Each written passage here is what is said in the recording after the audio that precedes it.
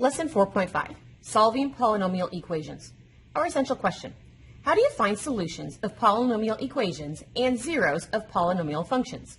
So we're being asked to solve this equation, and then using our solutions, can we sketch the graph of the function?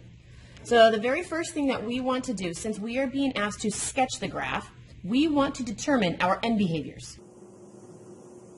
And remember, end behaviors are determined by your degree and your leading coefficient. The highest degree that I see, this is in standard form, my highest degree is this exponent of a 3, and degrees are classified as either odd or even. Since 3 is an odd number, my degree is odd. The leading coefficient is the number leading the train from the term you found your degree in.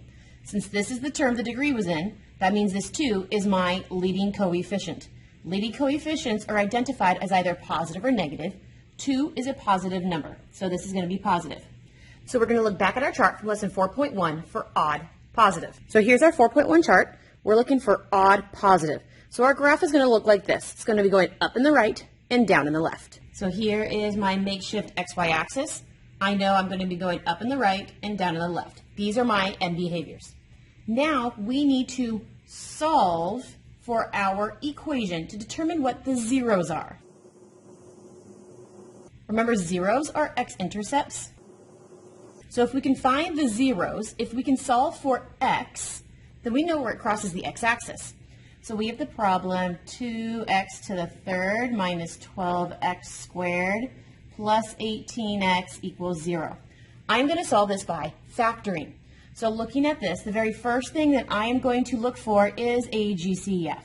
Do they have a number in common? Yes. I can divide all of these numbers by 2. Do they have a variable in common? They do. I can divide all of them by x. So my GCF is a 2x. So I'm going to factor a 2x out of everybody, and I'm going to see what is left over when I divide everybody by the 2x. So if I divided everybody by a 2x, I got x squared minus 6x plus 9. Now I'm going to look at this, and I'm going to factor this part. Because it's a 3 term, I need to do my a times c. Somebody better add up to b chart.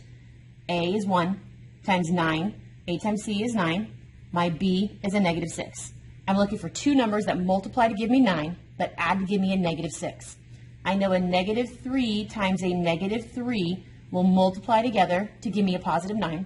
When I add these two numbers together, I do get the negative 6 that I needed. So my numbers are negative 3 and negative 3. Because a was 1, this was a quick factor. So I already have my 2x. Because a was 1, I was able to break it up into the two factors. The only way to get x squared is x times x. And you said a minus 3 and a minus 3. Because my degree is a 3, I automatically know that I am supposed to be crossing my x-axis 3 times. So looking at my factors, I'm supposed to have 3 different answers because I crossed the x-axis 3 times because my degree was 3. So I see this is one factor, and he could be the reason why I equal 0. So here is my first factor equaling 0. I see my second factor right here, and he is going to be the second reason why I equal 0. And I see my third factor right here, and he's going to be the third reason why I equal 0. So now I have 3 equations. I need to solve for 0. For my first equation, I'm going to divide both sides by 2. X equals 0. I need to add 3 to each side. X equals 3. I need to add 3 to each side. X equals 3. So I see that I have 3 answers, exactly like I'm supposed to, because my highest degree was a 3. So let's come over here and give me an XY axis. Now, why did I know I wanted to focus more on the positive x's than the negative x's? I had all positive x-intercepts. So I knew I wanted to focus more over here on the positive. Now, something that I notice, x equals 0, right here is one x-intercept. X equals 3 was a repeat. If you have a repeated solution, so I scaled my axes. If I have a repeated solution, this means that it touches and runs away. So this is a touch and run, which means it doesn't actually cross through the 3. It touches it and runs away. So here is my 3, it's not going to go through the 3, it's going to touch it and skip away.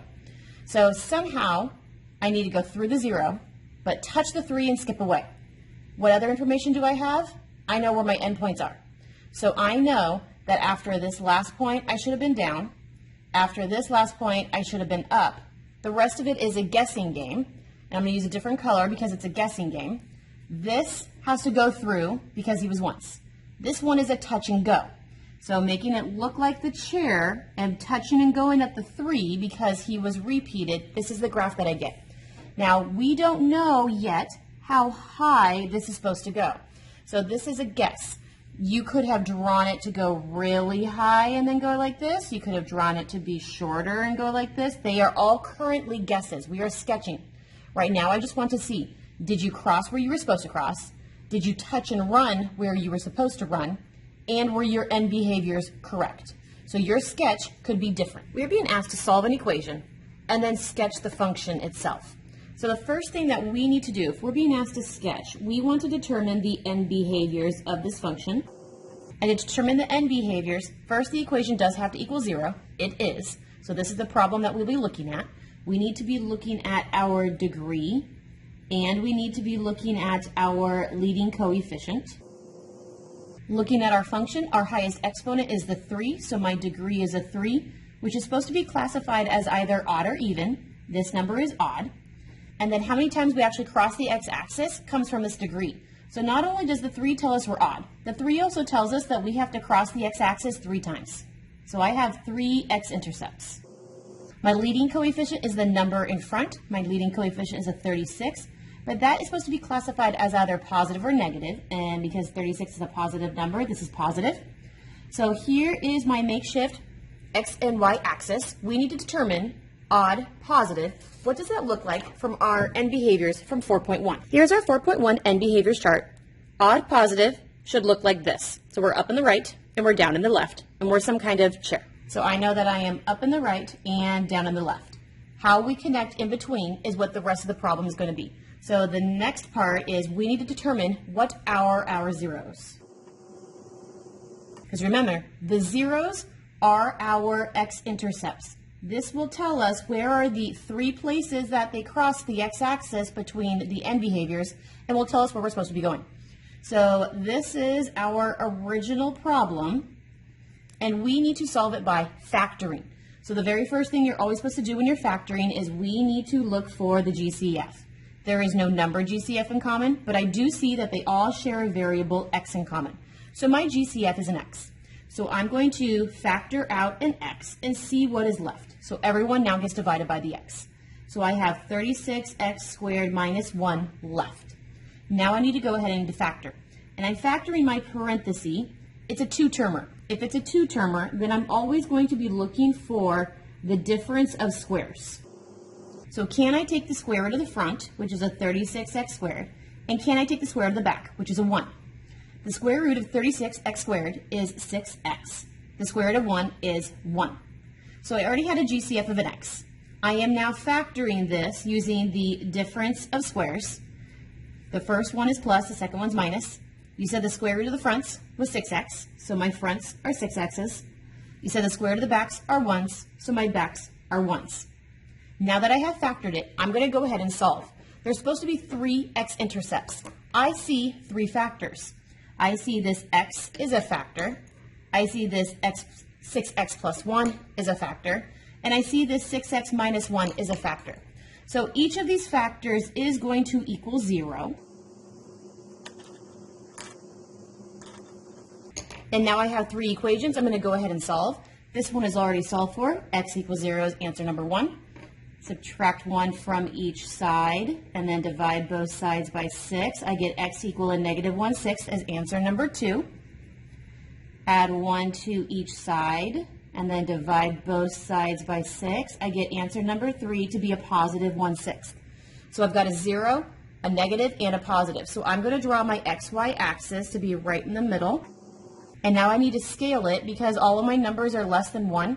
I am going to go ahead and 1, 2, 3, 4. There's a 1. 1, 2, 3, 4. There's my negative 1. 1, 2, 3, 4. There's my 1. 1, 2, 3, 4. There's my negative 1. Okay, I scaled everybody by ones, kind of zoomed in so I could see. 0 is right here. Now I need to plot negative 1/6. I don't know where negative 1/6 lives on here, so I'm going to convert it to a decimal just so I can see.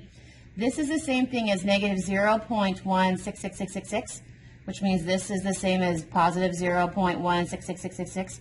I know that negative 0.25 is here.